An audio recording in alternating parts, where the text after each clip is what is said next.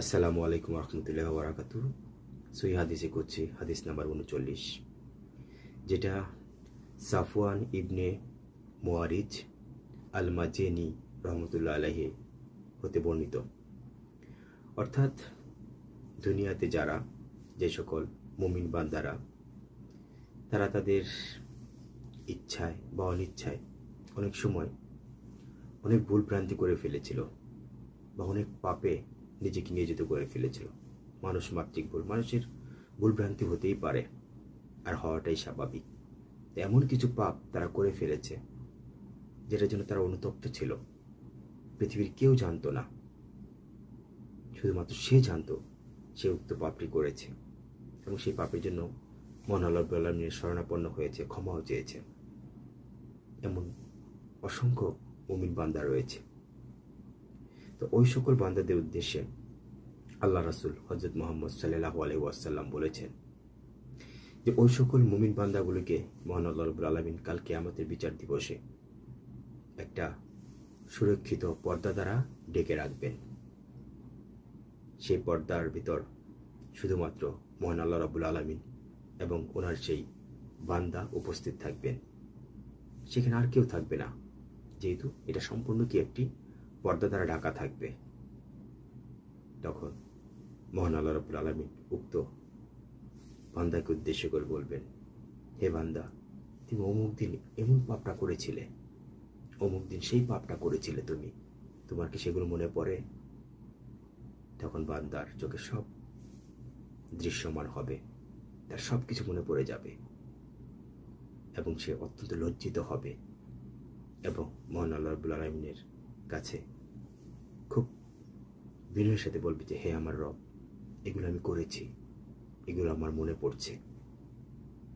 সে প্রচণ্ড লজ্জিত হবে। তখন মহান আল্লাহ রাব্বুল আলামিন বলবেন, হে আমার বান্দা, তোমার এই পাপগুলো, তোমার এই অন্যায়গুলো আমি ইহকালেও গোপন রেখেছিলাম, প্রকাশ হতে দেইনি।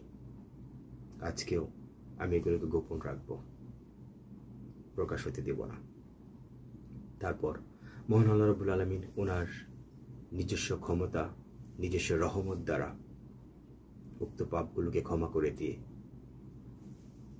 ওনার আমল নামাকে ভারী করে মহান আল্লাহ রাব্বুল আলামিন বিশেষ রহমত দিয়ে ওনাকে ওনার সকল পাপ, সকল অপরাধ ক্ষমা করে দিয়ে অবশেষে জান্নাত উপহার দিবেন।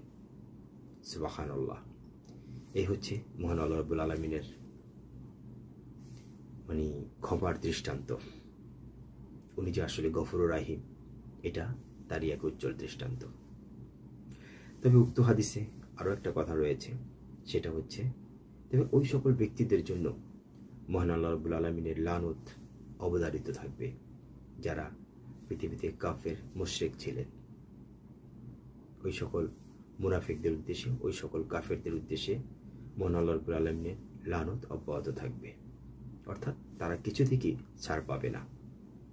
যারা আল্লাহর সাথে শরীক করলো, যারা মুনাফিক অবস্থায় মৃত্যুবরণ করলো, যারা শিরকরত অবস্থায় মৃত্যুবরণ করলো, তাদের উদ্দেশ্যে আমরা জানি যে মহান আল্লাহ রাব্বুল আলামিন শিরকারীকে কখনোই ক্ষমা করবেন না। সূরা নিসার আয়াত নাম্বার 48 সুস্পষ্টভাবে মহান আল্লাহ রাব্বুল আলামিন ঘোষণা দেন। এছাড়াও সূরা নিসার 116 নম্বর আয়াতে একই ঘোষণা দেন আল্লাহ। অর্থাৎ শিরক হচ্ছে বান্দার সর্বোচ্চ বড় কবিরা গুনাহ, সবচেয়ে বড় কবিরা গুনাহ, যেটাকে আল্লাহ কখনোই ক্ষমা করবেন না।